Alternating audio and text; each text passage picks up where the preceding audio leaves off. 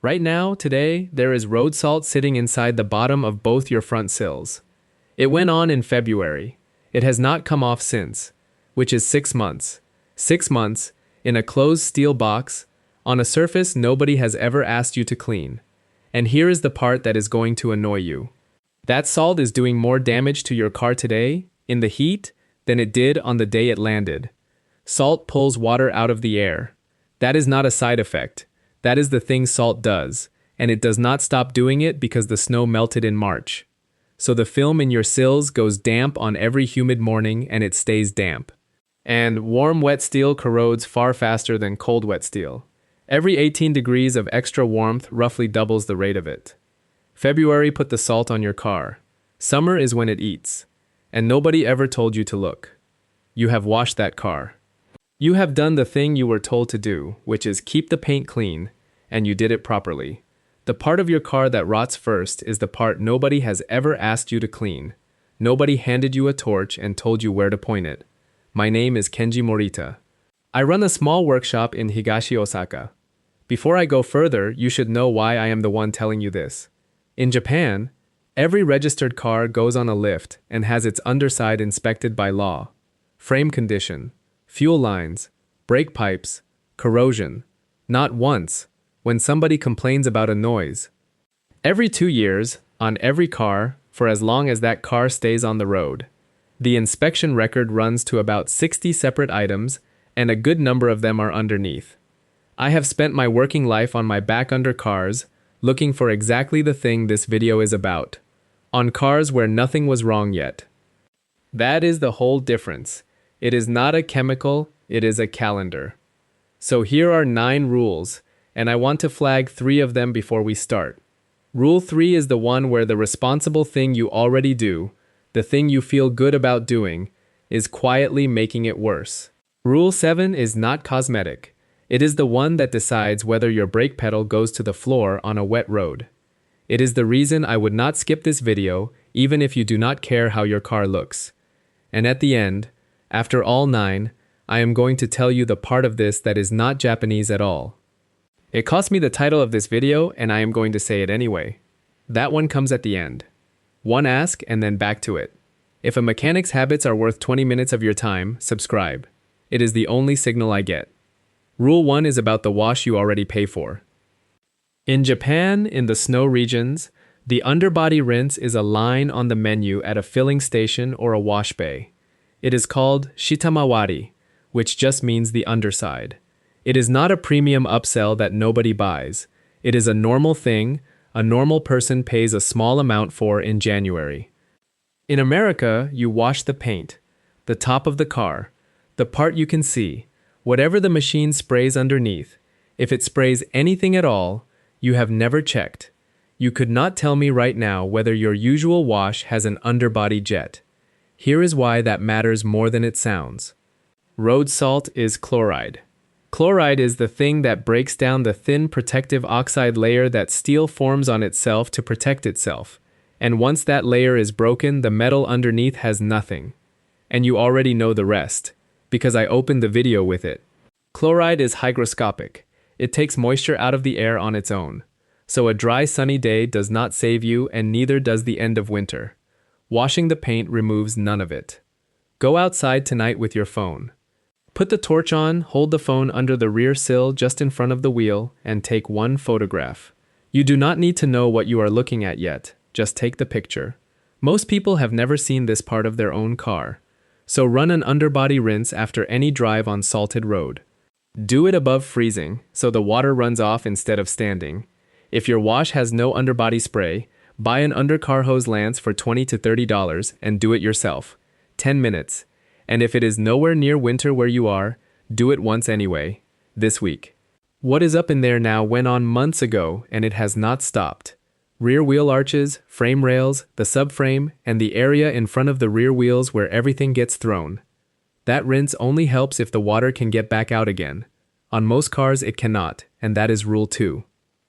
Rule 2 is about 9 holes you have never touched. On the lift, a blocked sill drain is obvious. Water sits in the bottom of the section and leaves a streak, and the man doing the inspection clears it, because it takes him 4 seconds. Ogawa, who had my workshop before I did, kept a bundle of stiff wire by the lift, cut to length, for nothing but drain holes. He would not sign a sheet until he had been round all of them. In America, nobody clears them. Not once in the entire life of the car.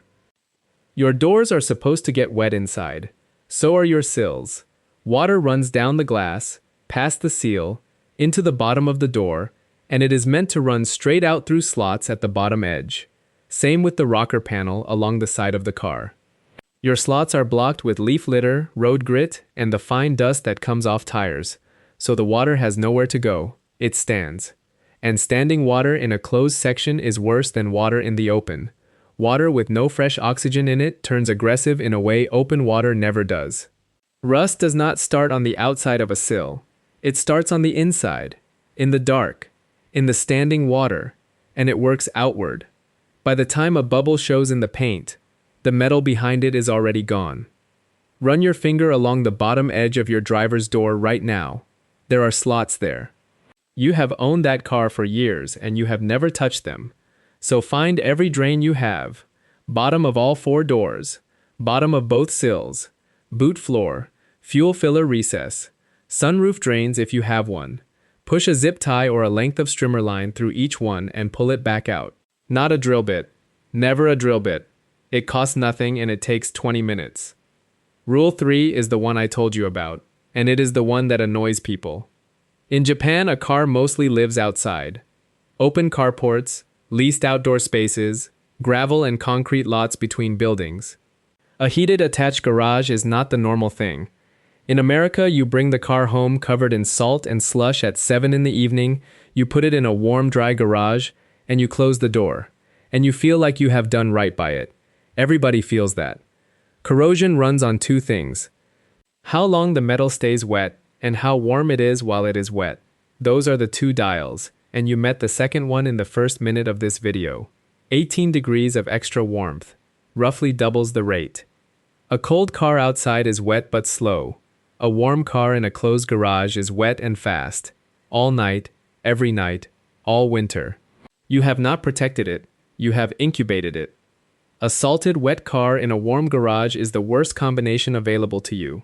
If you have ever owned 2 similar cars and the garaged one rusted first, that is not bad luck, and it is not a bad batch of steel. That is this.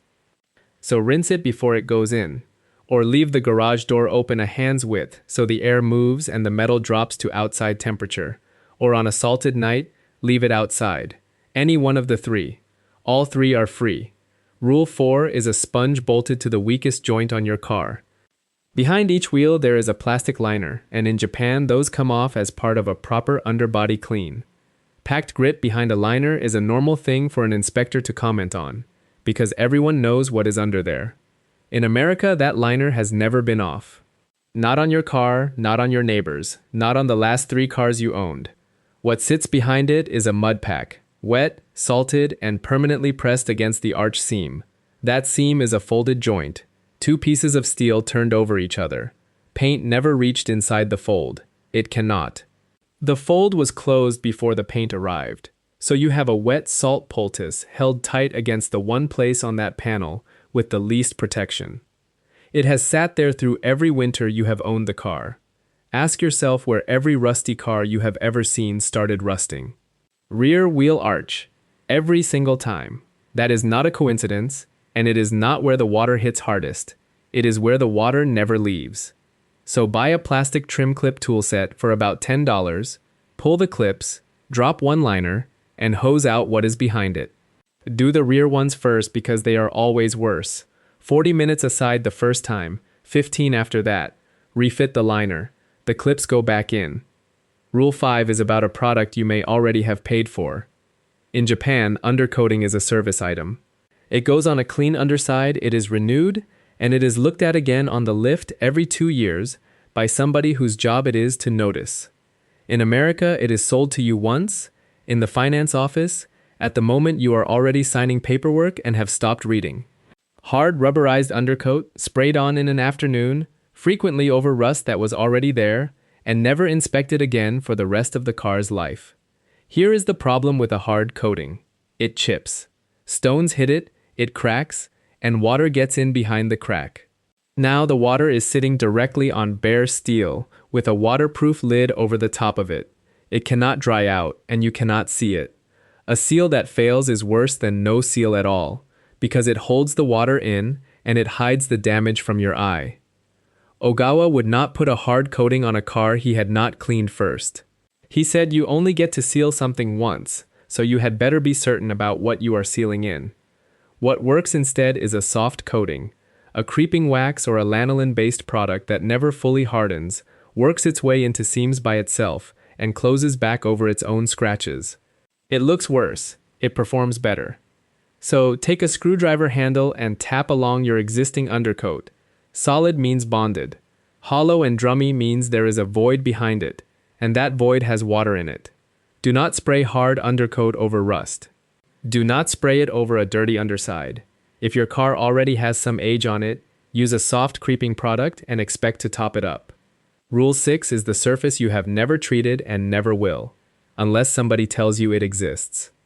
Your frame rails are boxed.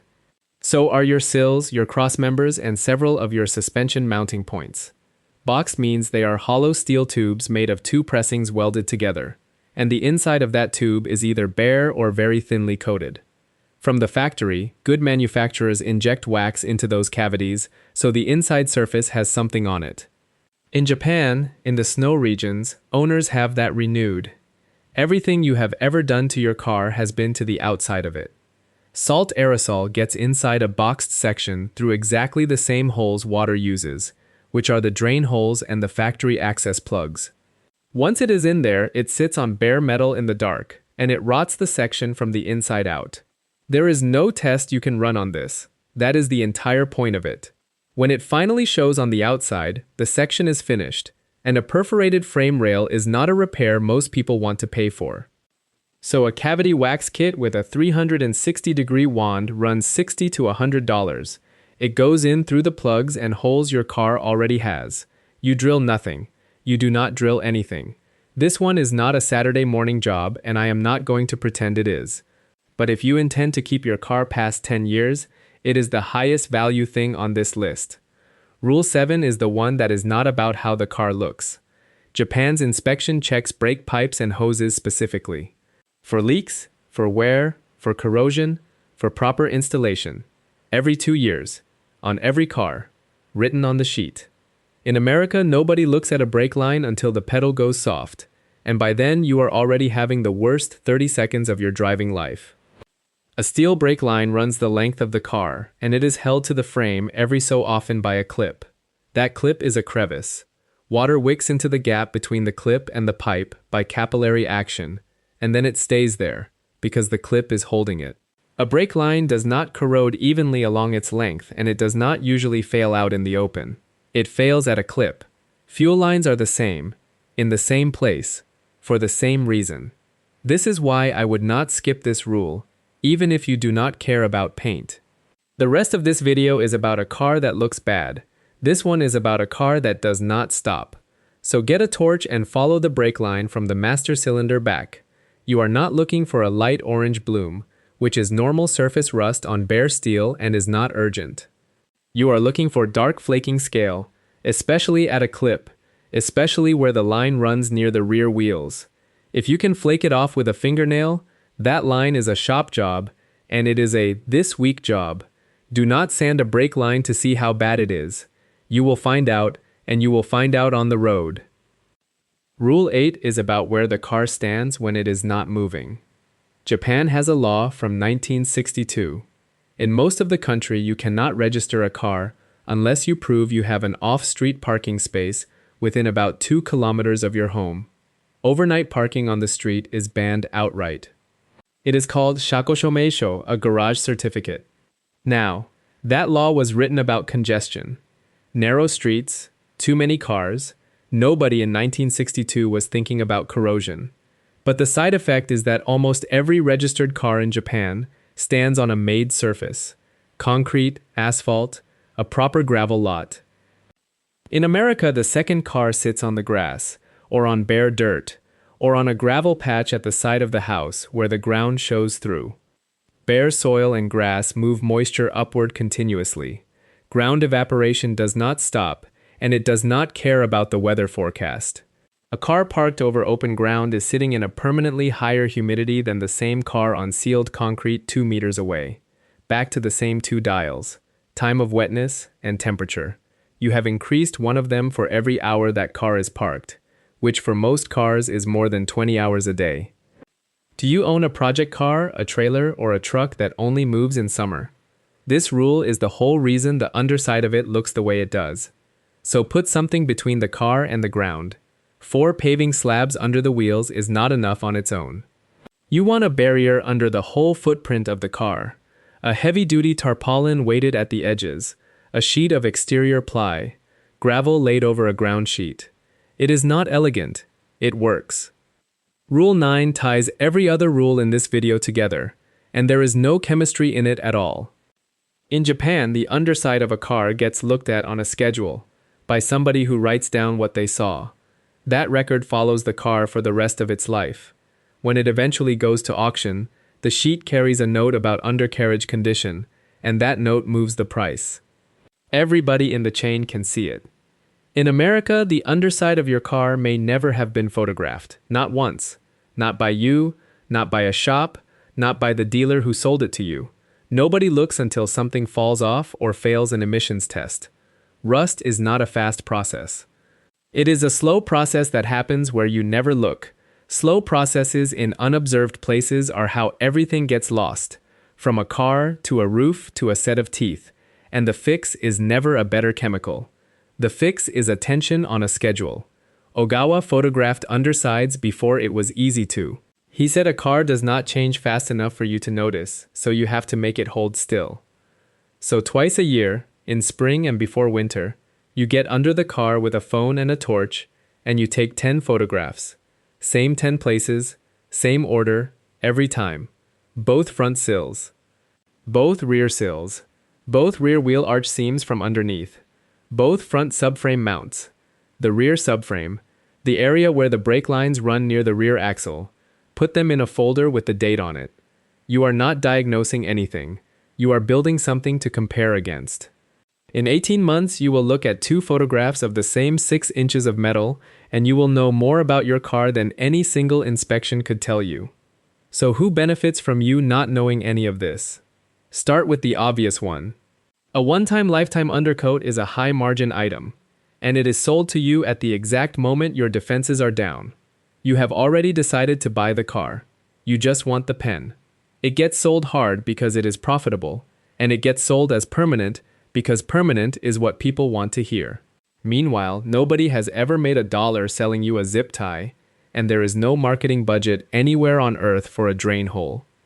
But the deeper reason is duller than that. Rust shows up in year 9. Most people do not own the car in year 9. The dealer does not. The finance company does not. The manufacturer's warranty department certainly does not. And statistically, neither do you. Every single person standing in that showroom, including you on the day you signed, is going to have moved on before the bill arrives. Nobody agreed to anything. There was no meeting. It is quieter and duller than a conspiracy. It is just that a cost which lands 9 years out is a cost that nobody in the room is going to pay, so nobody in the room mentions it. Be angry at that arrangement if you want. Do not be angry at the person who sold you the car. They will not own it in year 9 either. Now, 4 things you are already thinking, and I want to answer them properly rather than pretend nobody would say them. The first one, my car has galvanized panels, or aluminum panels, so it cannot rust. Galvanizing is a zinc layer, and zinc is genuinely good. It corrodes instead of the steel underneath, which buys you years. It does not buy you decades, and it does not exist inside a folded seam, because the fold was closed before the coating was applied. Aluminium panels are a different problem, not an absence of one. Aluminium does not rust, but it does corrode. And when aluminium is bolted to steel with salt water sitting in the joint, you get a battery. A small one, but a real one. Something in your joint has to dissolve, and it will not be the steel. The second one. I live in the South, we do not salt roads. Then you are on the coastal version of the same problem. Sea air carries chloride, which is the identical aggressor, and it does not take a snowstorm to deliver it. Your exhaust near the ocean goes years earlier than the same exhaust inland.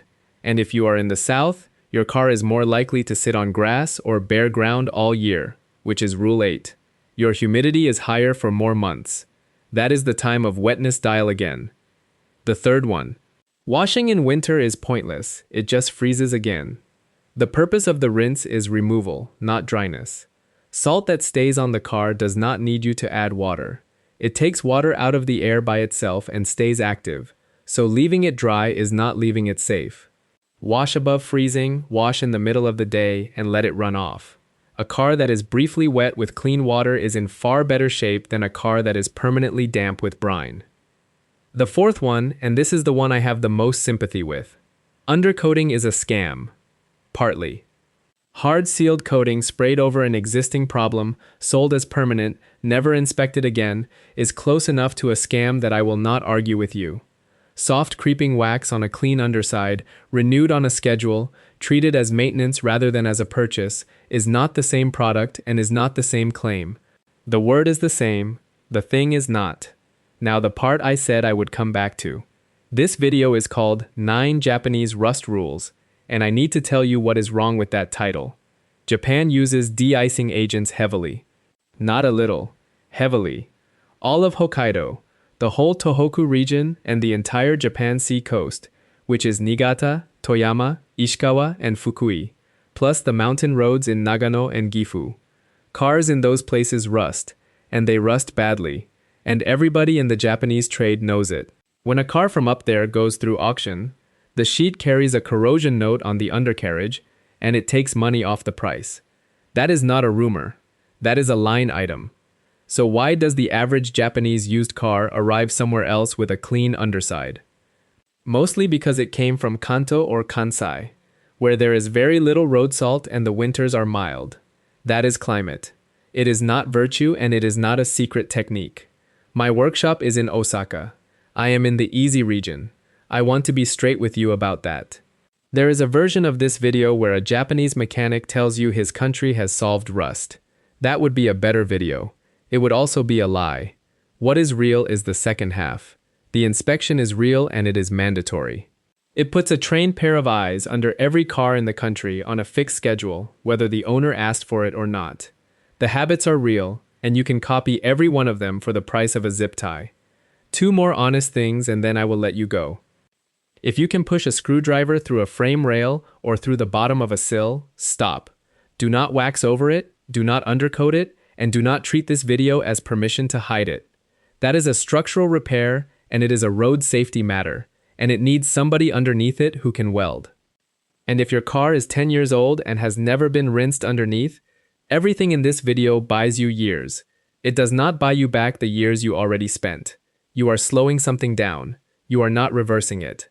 I would rather tell you that now than have you find it out the hard way. Here is the list. It is short. 1.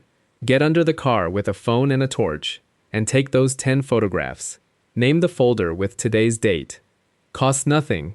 Takes 20 minutes. 2. Clear every drain hole with a zip tie. All 4 doors, both sills, the boot floor. Costs nothing. Takes 20 minutes. 3. Pull the rear wheel arch liner on the driver's side and hose out what is behind it. A trim clip tool set is about $10. 40 minutes. If what comes out shocks you, do the other side too. 4. Buy an undercar hose lance for $20 to $30 and use it once before you put the car away. 10 minutes. 5. Tonight, when the car goes in the garage, leave the door open a hand's width. That one costs nothing and takes 4 seconds. And if you do nothing else on this list, do that one. $40, under 2 hours, and 4 of the 5 are free. Now tell me something in the comments because I need to know it and I cannot look it up. Tell me your state, and tell me whether your county puts down rock salt or sprays liquid brine before the storm arrives. Those two are not the same enemy. Rock salt sits on the road surface and a rinse takes most of it back off. Brine goes down as a liquid, gets thrown into seams and cavities before the snow has even started, and a rinse does not reach where it goes. If you are in a brine county, Rule 6 matters far more for you than it does for anybody else watching, and I would rather tell you that than guess. I read them and I keep a list. Next one is short, and it is a single bolt. A stainless steel bolt in an aluminium bracket, with salt water sitting in the joint. One bolt, one bracket, and the bracket is the thing that dies, not the bolt. I will show you why, and I will show you the 4 places on an ordinary car where those 2 metals are already touching. Go and look underneath. Today. Not in November.